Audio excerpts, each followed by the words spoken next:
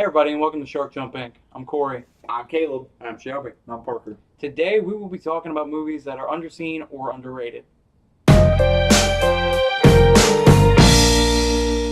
Today you might have noticed that we had a special guest, and his name is Parker.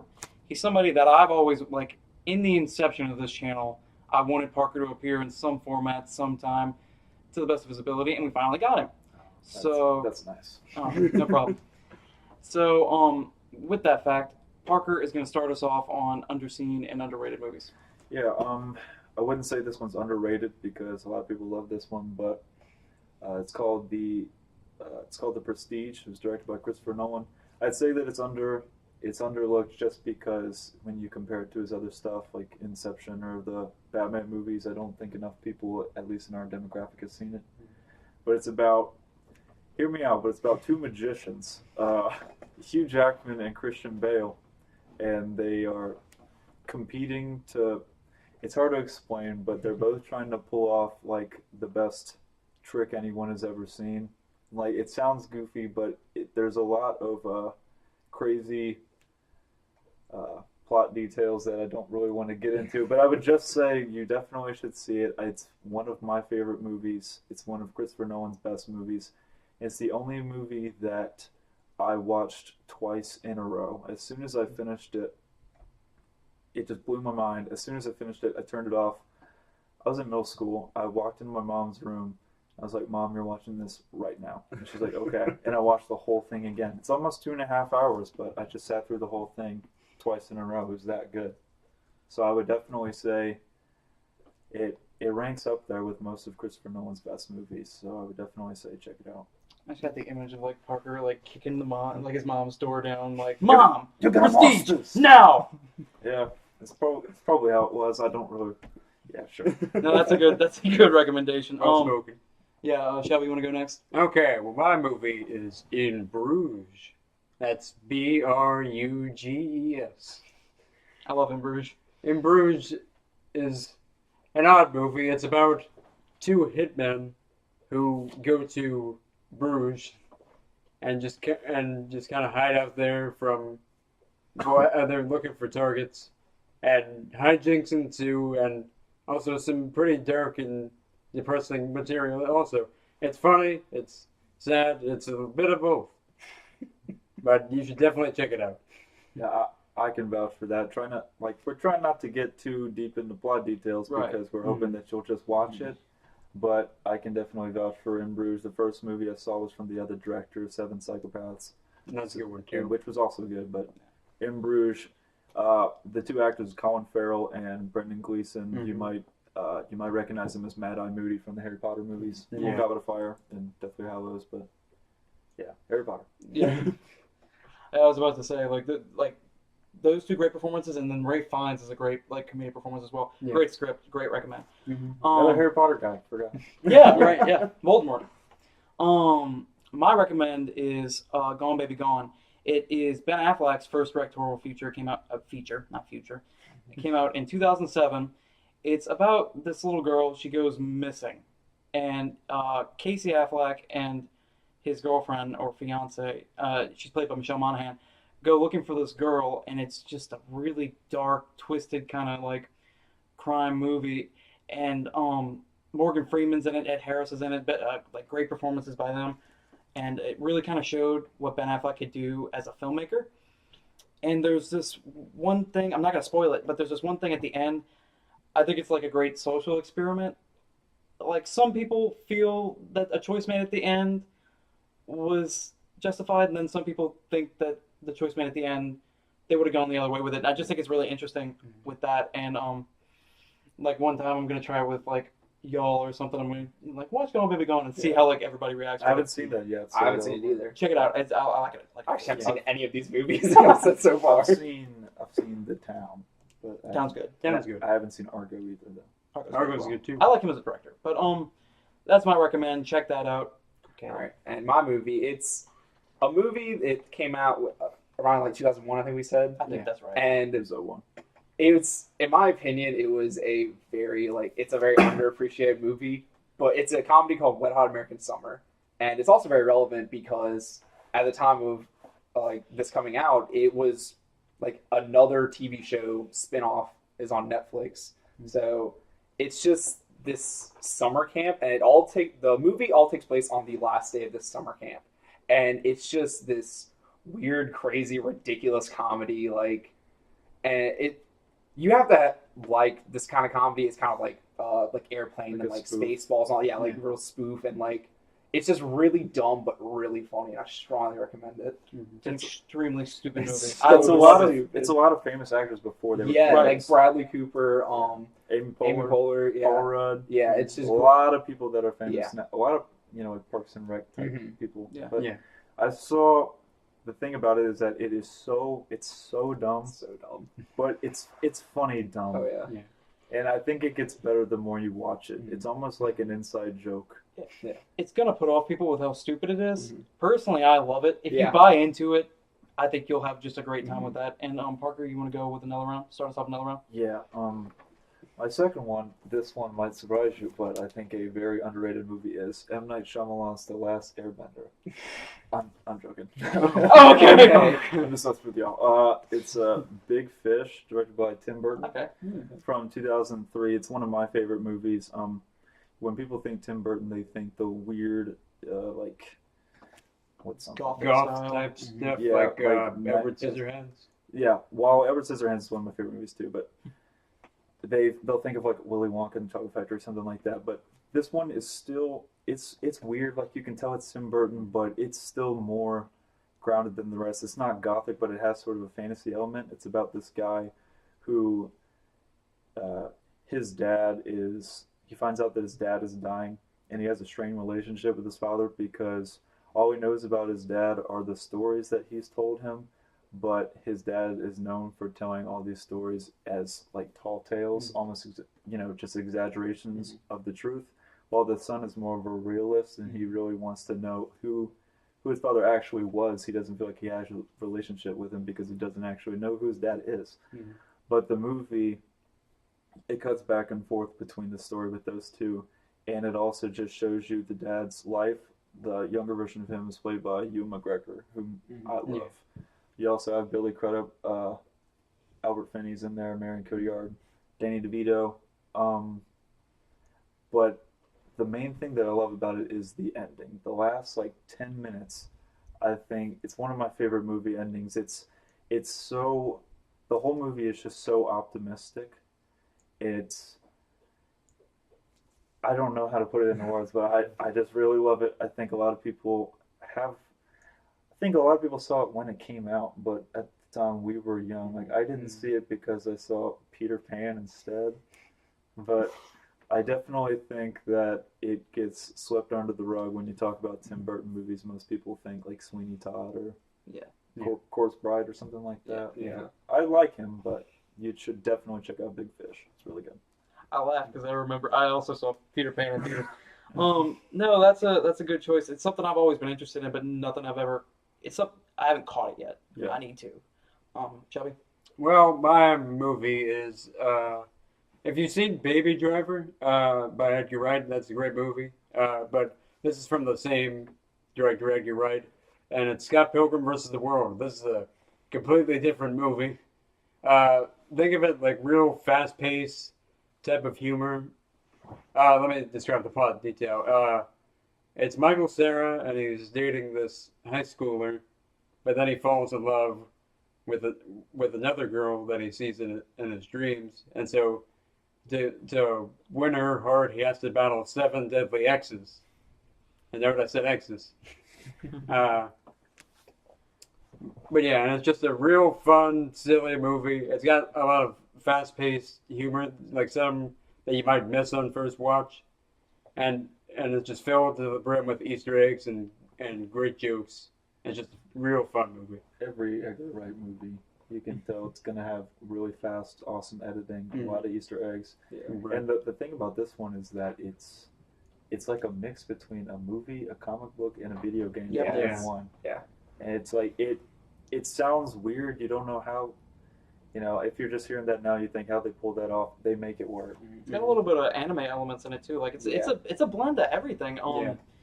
No, but it's really fast paced, and it's probably gonna take you'll enjoy it the first watch, but it'll probably take a few more to catch everything. I think it's something interesting to rewatch so you can catch all the jokes. I've only seen, like, I showed up and they were watching it, and I only saw like the last 45 minutes, so I was so confused, but I still enjoyed it. I was like, this is really weird, but all right, like, I like it.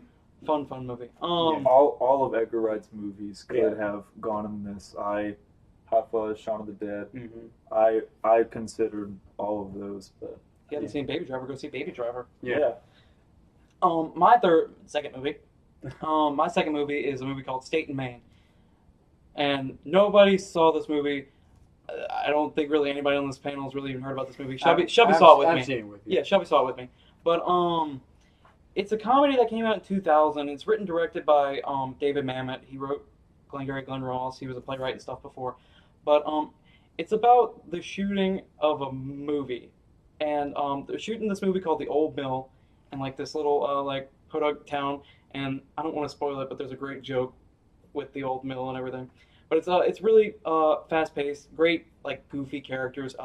Philip Seymour Hoffman is the lead. Alec Baldwin's in it. Sarah Jessica Parker, William H Macy. Just a really funny, fast paced movie that I think like nobody's really seen in the 17 years since it's been out. never even heard of it. Yeah, check it out. Like I like it. I'll watch anything with Philip Seymour Hoffman. Though. I love Philip Seymour Hoffman. He's probably my favorite actor to ever live. But yeah, a great movie that I don't think anybody's ever seen. So Caleb. All right, my next movie, it's pretty similar to Wet Hot American Summer. It's another comedy. It's also very dumb. This one's called Pop Star Never Stopping or something like that. Or is it- yeah. Good job. And- Nailed it. And to me, it's Lonely Island's the movie. Yep. Because it is the Lonely Island cast, and they're these three people. They're part of this band, but then they split up, and Andy Samberg and I don't remember how to say the other dude's name. Is it the Lonely Island guy? Yeah, so the three Lonely Island You want me to guys. call him? Yeah, I think it's him. Yeah, They're like Yorma or Akiva. Yeah, Yeah. Akiva Schaffer. they're the two, like, they stick together, but Andy Samberg is kind of like the lead, and the other dude's just in the background, and it's just this hilarious movie. No one saw it. Like, Yeah. we went and saw it like I think probably like opening weekend, Yeah. and then I went again the next day. I just watch it pretty much whenever I have the chance. It has an amazing soundtrack because it's a mockumentary on like the whole like the Justin Bieber like It's, documentary and all that. basically Justin Bieber. Yeah, without but being Justin Bieber. And it's just like it's played up and it's so funny, but it has a great soundtrack. I Yeah. still listen to it on occasion. It's Spinal Tap for the Bieber generation. Is what it is. I didn't see it, but It's did, so did Akiva direct it? Akiva and Yorma both directed it. Okay. See, like this is I didn't see it, and that's coming Yeah. from somebody who loves their other movie, Hot Yeah. Rod. Yeah. Hot Rod, yeah. I've seen Hot Rod a million times, and I still didn't see Popstar. Yeah. I need to, but it's Mhm. just Funny. I get busy funny at soundtrack. school. Yeah, but just a hilarious soundtrack. It's on HBO now.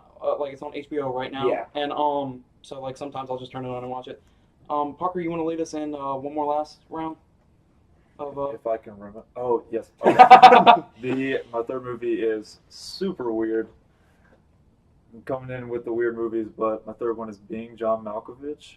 Came out in '99. It's directed by Spike Jonze, and the writer Charlie Kaufman. He's one of my favorite writers. He also Great wrote. writer. He also wrote Eternal Sunshine of the Spotless Mind, Yeah. which is another one you should definitely see. Being John Malkovich, I don't want to get too into it because it is one of the most unique original screenplays out of any movie I've ever seen. It is so out there and bizarre, but it's so well done. But it's about John Cusack plays this guy. He's a puppeteer who isn't really happy with his own life. He doesn't really like his wife very much, played by Cameron Diaz, and he ends up finding this portal that leads direct. Okay, hear me out. He finds a portal that leads directly inside the mind of the actor John Malkovich, where you can live as him for 15 minutes. You see what he sees, you feel what he feels, you hear what he hears, and after 15 minutes, you get ejected next to the New Jersey Turnpike. It's so weird, but it's it's such a unique and smart script because it deals a lot with the sense of self, and almost like this guy kind of gets obsessed with this. It's hard to explain, and there are a lot of layers to it too. It's kind of hard to figure out. But the first time I watched it was just on a whim. I watched it on Netflix. I don't think it's on there anymore, but I watched it just on a whim, and I was so happy I did it. That was the first time I just watched a random movie on a whim, and then it automatically became one of my favorite movies ever. So I would definitely say check it out because there are not enough movies that are this clever and this original, and it has like its own, not mythology, but there's there's a word that there's a word for it, but Right. I don't know. Blanket. Not lore. I mean, it's not like Yeah. you get it. Okay. Great movie. Being John Malkovich. See it. Please, go see Being John Malkovich. Shelby. All right, and my last movie is Gattaca.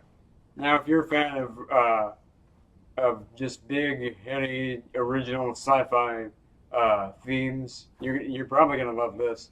This has to deal with like in the near future, people just try to create perfect humans and eliminate the bad stuff in DNA, and so that way they can all go into. I mean, so that certain people with the best of the best can go into space and explore the cosmos.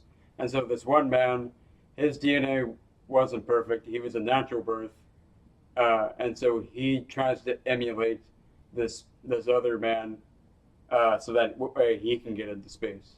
And it's just a really fascinating topic, and propelled by some great performances from Ethan Hawke and Jude Law and Uma Thurman, also forgetting that. But yeah, and it was a late '90s sci-fi movie. But if you haven't seen it, check it out. It's really interesting. I haven't seen that. Who directed it? Andrew Nicole. Yeah. I don't see the name. The name sounds. I'm blanking. Honestly, but He directed Gallagher. but no, like that's a breakout performance for Jude Law. Pretty much, Yeah. he's fantastic in that movie. He's Yeah. I'm not gonna spoil it, but Good. I haven't. Yeah. It's one of the ones I need to watch. Yeah. My third and final movie is a movie called Locke, and that is Locke. It's a British movie directed by Stephen Knight. Locke is okay. Everybody loves Tom Hardy, right? Yeah. Very intense actor, very good actor. Yeah. Okay. Locke is like a full-length feature film of Tom Hardy having conversations in his car on the phone. He's driving. It sounds immensely boring. We got some hard sales here. But It sounds immensely boring, but it is riveting. He okay, so basically he's going to the hospital to like meet this. Okay, it's kind of not really a spoiler because it's the beginning. He's going to the hospital to meet this girl that he cheated on his wife with, that he impregnated. So like he's talking to her, and then he talks to his son, who's Tom Holland. New Spider-Man. Yeah. And then he talks to his wife, and he's leaving his construction job, but like there's like a really important like concrete laying thing tomorrow. So like he's talking to like this guy who's kind of like subbing in for him that like has no idea what to do. So he's like trying to like drill that into it, like I said, and like he gets drunk later. And but that's beside the point. But no, I swear to God, like watch this movie. I know it sounds boring, but it is riveting, and it's just a great character piece for him. Great performance, great writing, and just watch Locke. because with that stuff, it's like his life is about to fall apart. He's trying to keep everything together while he's in a car by himself. He's trying to drive somewhere. Does the entire movie take place in the car? Yes. Oh wow. The entire movie is his. It's short. It's like It's like 90 minutes. Yeah. But it's like basically his entire, like one of the worst nights of his entire life, portrayed through phone conversations in the car. in real time, right? Yep. Okay. Yeah. All right. And my last movie is Nice Guys, which it's different from the first two I suggested, but it is also a comedy. Yeah. It has a lot of action stuff. It's directed by Shane Black. Correct. Yeah. And Good job, Caleb. he did the Iron Man movies, or at least He did Iron Man 3. Iron 3. Okay. And he I knew was a this was one of writer on the Lethal Weapon movies. Oh, yeah. But it's just this really really funny movie. It has lots of really funny parts. It has a lot of just cool things that happen in it. It's got Russell Crowe. It's got I'm totally blanking on his name. Ryan Gosling. And they're the two leads, and they're just so funny. They have this great banter. It happens a lot. They're like private detectives. Yeah, and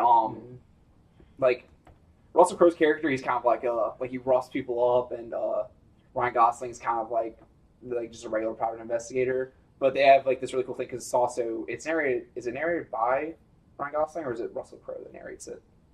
I don't remember there being a narrator. It kind of narrates the beginning. It talks about because it takes place during the 70s, yeah, and it talks about porn and all that. The movie has to do with porn during that time. Yeah, and it's a case involving the porn industry. Yeah, it's really interesting. It's really cool, really funny, and I just strongly recommend it. From what I know, not a lot of people saw it. You said it's on HBO right now, right? It's on HBO for a very short period of time. I think it's coming off at the end of the month. Yeah, so go watch it immediately. Yeah.